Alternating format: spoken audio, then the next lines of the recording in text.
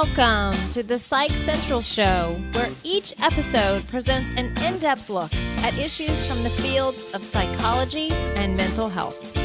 With your host, Gabe Howard, and featuring Vincent M. Wales.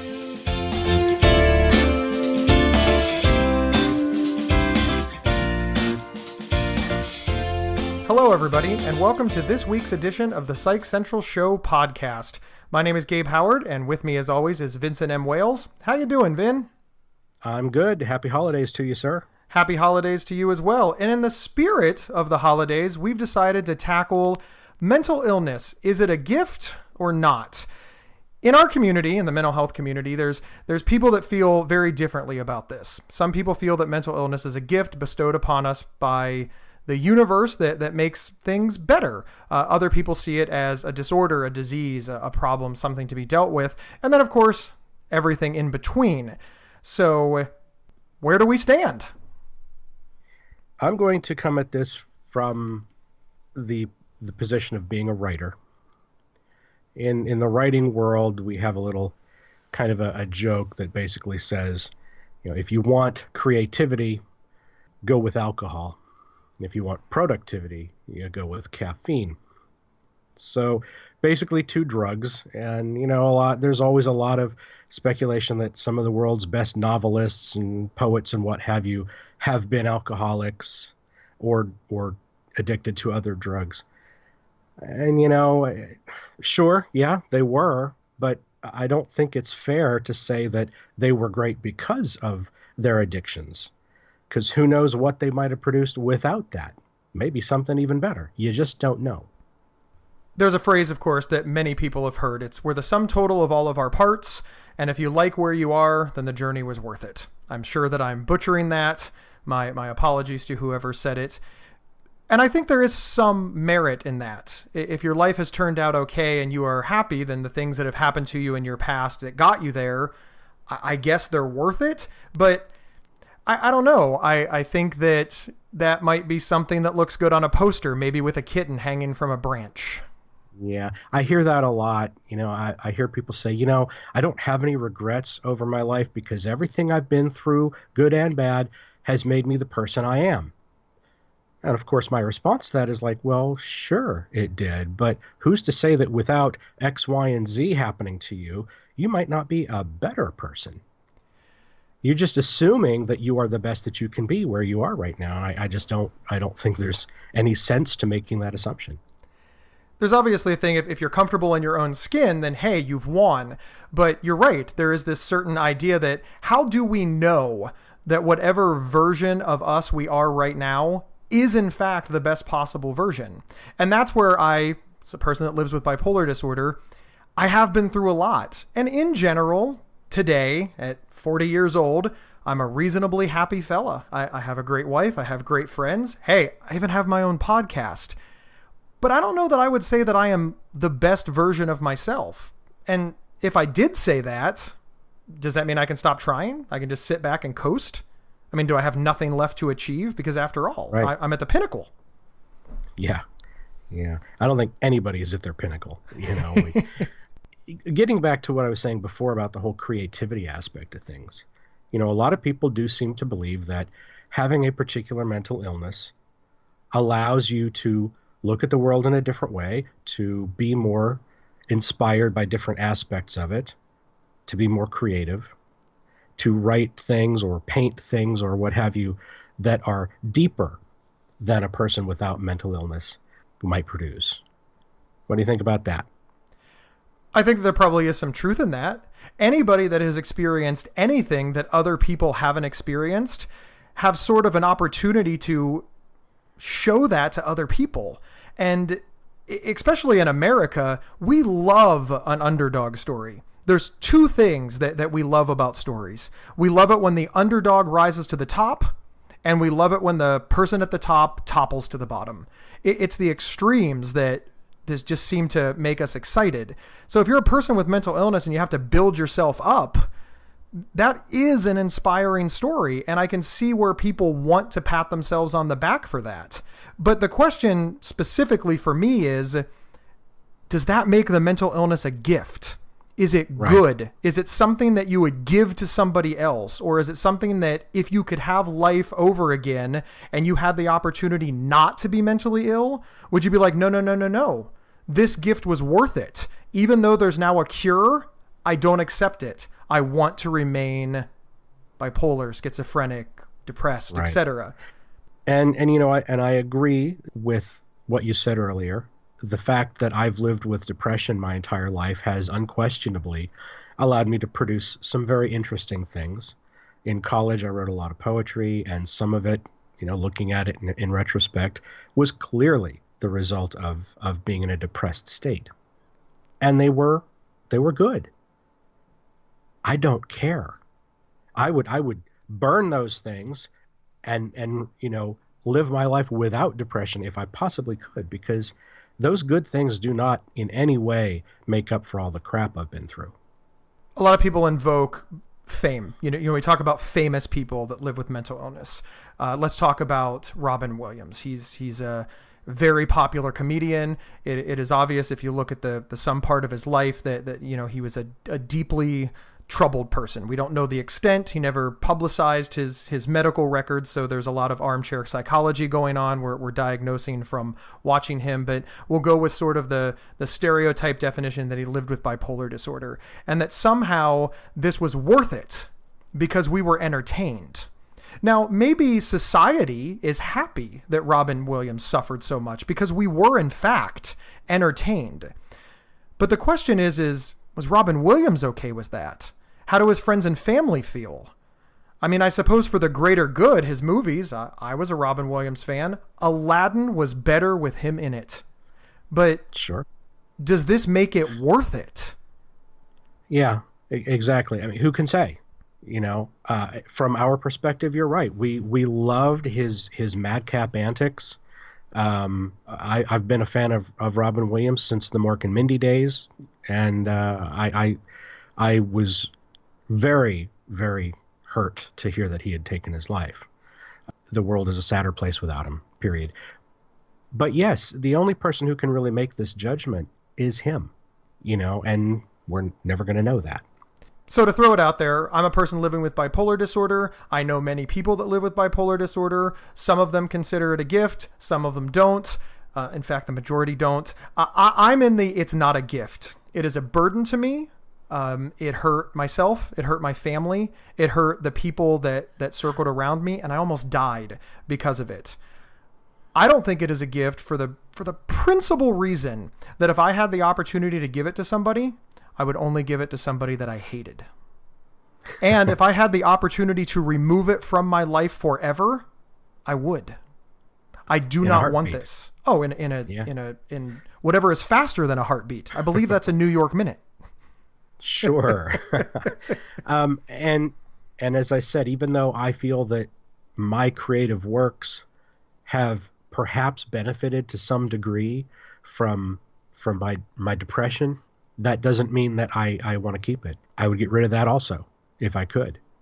My entire career, from this podcast to my blogging to the book that I'm working on to the speeches that I give, relies heavily on what I have been through in my life that was caused by living with mental illness, by being bipolar. So, of course I would give that up. I'd make more money as a computer guy. I had a very good career before that, but even removing all of that, I would turn my life upside down. It would be fantastic to get rid of it. Again, there's this idea that I am my best self. I don't think I'm my best self.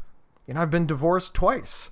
I have in my wake, my family is still remembering, even though it was 15 years ago, some of the things that I did when I was very, very sick, very manic or very depressed. My entire family got the call when I was, placed in the psychiatric hospital, and they did not understand a lot about mental illness. So this really hit them hard. They just heard, hey, your grandson, your son, your brother has been committed to a psychiatric hospital. They thought that I killed somebody. They just didn't know what to think. This kind of trauma reverberated through their life. And then when somebody says to me, hey, Gabe, remember that gift? That gift of bipolar disorder? I think, man, I was so close to dying. What about the 15% death rate for bipolar disorder? Were those people gifted as well, or did they open the package wrong? I don't know what to say. I agree with you. I don't think it's a gift at all. I think how we react to it is really what matters. And there's the part that I really want to touch on. I have long felt that mental illness takes. It is an illness that takes. It takes from us. It makes us less than what we could be. And whenever we do something, when a person with mental illness achieves, climbs up, writes a beautiful poem, a great story, makes beautiful art, gets a job, gives a great speech, we say, see, the mental illness, no, the mental illness didn't do it. In the face of mental illness, we, the person, stood up, fought it, took it, and did it ourselves. To give the illness credit for our success, no. The illness doesn't get to take credit for us being successful in spite of it. It's almost like an abusive relationship. Everything bad that happens to you is the mental illness's fault. And now suddenly everything good that happens to you is the mental illness's fault too. No, screw that. Take the credit. Take the credit. We did it. You wrote the poem, Vin. You. Yeah. I don't know if I should make this analogy or not, but I'm gonna. It's like the people who thank God for all of the great things that happen to them, but everything bad, that's their own fault. This is my we might have to cut this out later look, Vin. I know. We don't cut anything out. That's an excellent point though, and I do know what you mean, and you know this would of course spark an entire religious debate. That's not the purpose of this podcast, and I don't want to do it. But you're right. It is sort of an extreme example. You know, the religious scholars and Facebook will debate that for life. Why, when something good happens, is it this reason? When something bad happens, it's not. And there's lots of examples in that we don't need to get into. But I'm a fan. For those that have listened to the show for a while and read my writing, I'm a fan of extreme examples. So Vin, go ahead and groan so we can get that out of the way. Maybe more audibly. Consider it done. Consider it done. So the example that I like to use best is I do crisis intervention training. It's where I train police officers on how to better help people in a mental health crisis, in a mental, the mentally ill, having a crisis in ways that can have a better outcome. Reduce police shootings, reduce prison, jail, get a person treatment, etc. So I stand in a room with a lot of police officers very, very often. And when the topic of, well, isn't mental illness a gift? Many people feel that mental illness is a gift comes up. I give this example. I say, okay, right now, a meteorite, remember, fan of extreme examples, hurtles into the police station, blows it all up. Every police officer in there dies. They all die. But somehow, through some luck, Gabe Howard survives. Well, this makes national news. Man with bipolar disorder lives, 200 police officers die. You can see where that's the kind of thing that mainstream media would pick up on, right? Okay. I'm a charming guy. I tell my story. I'm launched into the national media, and I help hundreds of thousands of people with my message of mental illness advocacy. And I dedicate it all to the police officers, and everything's great. And one day I say, 200 police officers dying is a gift. I mean, it was for me. Silence. In that example, obviously that is the thing that propelled me to national prominence. It was the event that started, in this example, my magical career. So it would be hard to argue that happening was a bad thing for my life. It was a very good thing for my life. And arguably, again, because I used it to help people with mental health, I can now tie it to all of these great outcomes because of my national prominence. Turns out I'm really good at this. I just needed a little push, which was the 200 dead police officers because of the meteorite. It still makes that thing a tragedy. And if the meteorite could somehow be, changed course and hit a field and not kill those 200 police officers, that would be better. It doesn't suddenly make 200 dead police officers a gift. It just means I made lemonade out of lemons. I turned a bad situation into something good. And I think that's right. What people with mental illness do. And I think they need to give themselves more credit, which is Gabe Howard's belief. Yep, I'm with you on that. I totally am. We are responsible for what we do. Giving credit to things outside of ourselves in that sense is probably not the best idea. I think that it takes away an opportunity to give ourselves credit, especially in the mental health community. The mental health community, for those that don't know, is a community made up largely of people with mental illness, sometimes friends and families and caregivers, but we all get together and we hash out these things. We're a small community and we generally talk to each other because a lot of people just don't understand us. And all of these things get debated a lot. So if you're on the outside looking in and you wonder about, the mental health community, that's who I'm referring to. But we want to find a way to take something positive away from, frankly, this horrible thing that has happened to us. And that's those of us that are alive. The people that have, died by suicide, the horror is their death. But we're still alive and we're still trying to move forward with this bad thing that happened to us. Mm-hmm. And I can see where it's tempting to say, oh no, I wasn't burdened with mental illness. I was gifted with it. I think it does a great disservice, though, because if the general population believes that mental illness is a gift, they're not going to take us seriously when we need more resources. They're not going to take us seriously when we need more beds. They're not going to take us seriously when we need more money, help, access to care, when we need, jobs, when you need to treat us the same as everybody else. We're sort of setting ourselves up for a little bit of a struggle because we want to be treated as the same. But then potentially we're saying, no, we're not the same. We're better. To be fair, though, I think it is a very, very, very small minority of people who think that way. I don't think the general public has any inclination to believe that mental illness is a gift. I caution that slightly. Because if you watch television, as you know, people with schizophrenia are great detectives. People with bipolar disorder, we love Deeper and Stronger. I do worry about the mainstream culture of mental illness makes us love deeper, believe stronger, and we're all artists. But come on. I totally get where you're coming from. I really do. But now we're opening up the whole can of worms as to how Hollywood, to use a general term, portrays anything, right? Love at first sight, happy endings, all of these stuff that are things that are completely unrealistic when compared to real life. So I just throw that on the pile, Fair enough. Vin, I don't know that I want to live in a world where love at first sight is not an option and happily ever after isn't coming right down the pike. So we'll go ahead and end there. Thank you, of course, for being on the show. Thank you, everybody, for listening. We hope you have a happy holiday season. Remember to follow us on psychcentral.com and subscribe to us on iTunes and Google Play. We will talk to you later. Thanks, everyone. PsychCentral.com is the internet's oldest and largest independent mental health website. Psych Central is overseen by Dr. John Grohall, a mental health expert and one of the pioneering leaders in online mental health. Our host, Gabe Howard, is a professional speaker, award-winning writer, and mental health advocate.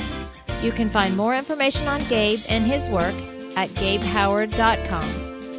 Vincent M. Wales is an award-winning speculative fiction novelist and suicide prevention crisis counselor. You can find more information on Vincent at vincentmwales.com. If you have feedback about the show, please email talkback@psychcentral.com.